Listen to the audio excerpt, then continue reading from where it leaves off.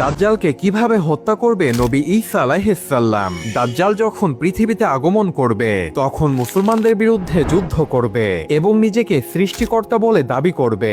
দাজ্জাল মানুষের মধ্যে তার অলৌকিক কিছু ক্ষমতা দেখাবে, যেমন মৃত ব্যক্তিকে জীবিত করবে, আকাশ থেকে বৃষ্টিপাত করবে এবং তার এক হাতে জান্নাত এবং আরেক হাতে জাহান্নাম থাকবে।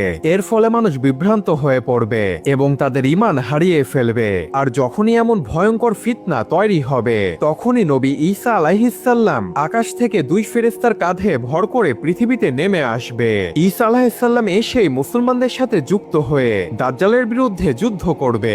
দাজ্জাল যখন দেখতে পাবে ঈসা আলাইহিস সালাম পৃথিবীতে নেমে এসেছে, তখন দাজ্জাল ভয় পেয়ে ফিলিস্তিনের লুত শহরে পালিয়ে যাবে এবং ঈসা আলাইহিস সালাম সেই শহরে গিয়েই দাজ্জালকে নিজের হাতে হত্যা করবে। অর্থাৎ দাজ্জালের আগমন যেমন নিশ্চিত, ঠিক তেমনি ভাবে ঈসা নবীর হাতেই দাজ্জালের মৃত্যুও নিশ্চিত।